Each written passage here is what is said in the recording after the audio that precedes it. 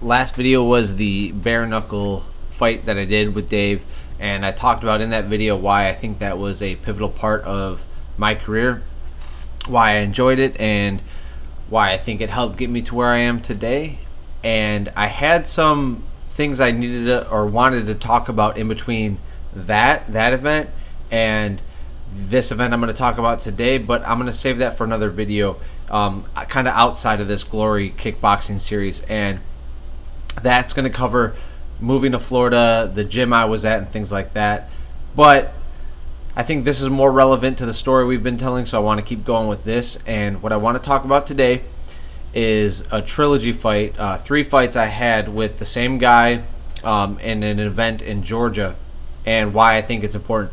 So these 3 fights I'm going to talk about real briefly here. I'll try to keep it short, as well as the Friday night fights. I think were the 2 biggest reasons I was able to get into Glory Kickboxing. And so the reason I think this little trilogy is so important into how I got into Glory is it really helped shape where my career is right now. And it did that 2 ways. It directly was one of the reasons I got into Glory. Glory looked at those fights specifically when choosing to give me a contract, and I credit my last fight I had in the trilogy to that. But it's also a pivotal time in my life where the first 2 fights I had with this guy, I was at another gym, the one that I was running and things like that, and the 3rd fight I had with him is right after I had broken off and started my own. So there's a lot that goes into that, and we can get into that later too.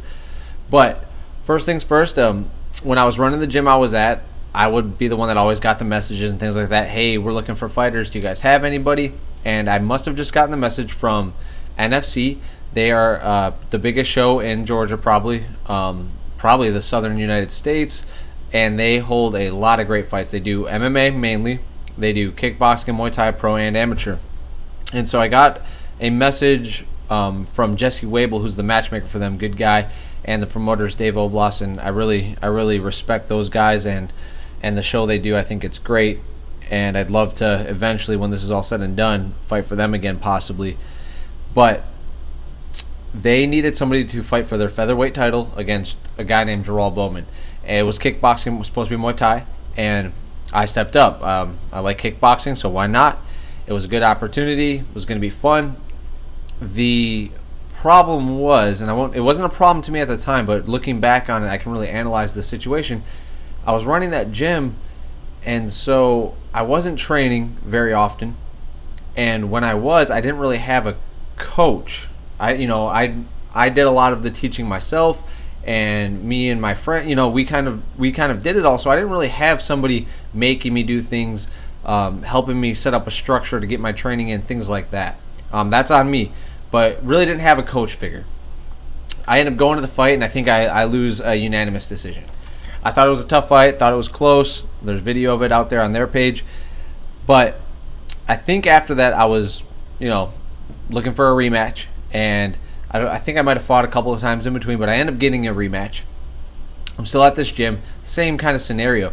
But at this point, I'm already getting a little disgruntled with with how we're running practices and things like that, and the direction we're going. And I remember even making a Facebook post with my buddy Rich Grindle, who now coaches at Syndicate in Vegas. He was there with me, and I remember making the joke, and we had a pole in the middle, and it was wrapped with foam, to protect people. And I remember taking a picture with my arm around it and saying, "Hey, great training today, pole. It's my best training partner." That aside, again, didn't have a coach. I was bringing up jiu-jitsu guys, Hipster Mike and Dan Sandoval, to come corner me in these fights, and I got to give it to them. They did a pretty good job, actually. But I bring them with me the second time, and I end up fighting harder. Again, I thought I won, but this time they read out a split decision, and he gets the fight. So now I'm down 2-0 to this guy. I'm pissed off. Couple of fights in between. I don't know if I did some MMA. I definitely did some kickboxing. I go back a 3rd time. I get the call the 3rd time. But what happened was this 3rd fight was in April of 2017. January of that year, January 1st, December 31st of 2016, January 1st, I had left the gym I was at. Decided to part ways. The only way I was going to move up in my career as far as gym management and things like that was to now open my own. So I opened my own gym, small little hodunk place, and I actually get a few good students right off the bat that help me train. But I booked this last fight, and this is in April. So the reason I think this is the pivotal moment where I really realized what I was capable of and kind of changed the way I look at training. It was the first time that I was able to actually hire a coach outside of myself and train under somebody since Dave Strasser back when I was home. So I had ended up getting an instructor to teach at my gym and coach me for this fight. Now, he didn't actually corner me, but he, for 6 weeks, did all my pad holding, told me when to be there, put me through the paces. Nothing we did was new. It was all stuff I already knew. It was all stuff most of you probably know. It was all basics. But I had somebody there forcing me to do it, and do it with repetition over and over and over again. We drilled simple things nonstop, and I credit that to giving me everything I had in this fight. I ended up bringing the same corners. The guys, he couldn't go, the coach couldn't go. I ended up bringing the same guys, Hipster Mike and Dan, the jiu-jitsu guys, to corner me for this third fight as well. We're still friends, but they were still at that other gym. And this time, I'm making a much rougher fight. The technique I was practicing was definitely working. I was throwing a lot more combinations that I had trained. But when it came down to those last couple of rounds, I had to kind of make it a dogfight. I think he won the second fight with aggression. And so I wanted to make sure I didn't lay back and let him control it. So I made sure, especially those last couple rounds, to try to put it on him. And I kind of let technique go out the window. I put my head down. I started swinging punches at some points, but I knew I needed to be the last one in there, being aggressive for the judges to try to give it to me. So it's the third fight. You can understand I'm already skeptical going into it as far as like, I need to win this. I don't want to lose to this guy a third time. I know I'm better than him. And we go out, do the thing. I make it a dirty fight, but it's still really close. They end up reading off a split decision. So they give him one, give me one. And if you guys have ever fought or competed even before, you know the feeling of a win. It's a great, especially in fighting. Winning is great, but the feeling I got when they read off my name and gave me that decision, the feeling I know my corner guys got, was because they all made fun of me. They all call me Split Decision Morehouse because of a lot of my fights go split decision for some reason. My fault, I guess. But when they read it off and then they said my name, the amount of like joy, satisfaction that I got from that, more so than the win itself, but just beating that guy who already beat me twice. By winning by split decision, kind of cool actually. I can't even explain the feeling. Again, why this is important, 2 reasons.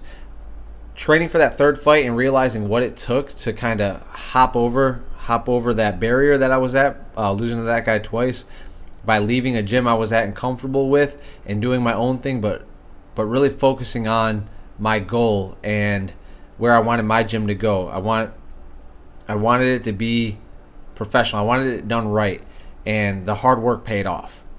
So that's one reason these 3 fights are stamped in my memory. And then the second thing is that third fight specifically is one of the ones that Glory had mailed to them to view when deciding if they were going to offer me a contract or not. So Jaral Bowman was the guy I fought. Cool guy. I'd fight him a 4th time if it goes well. I'd definitely do that. I know he's getting a little older though.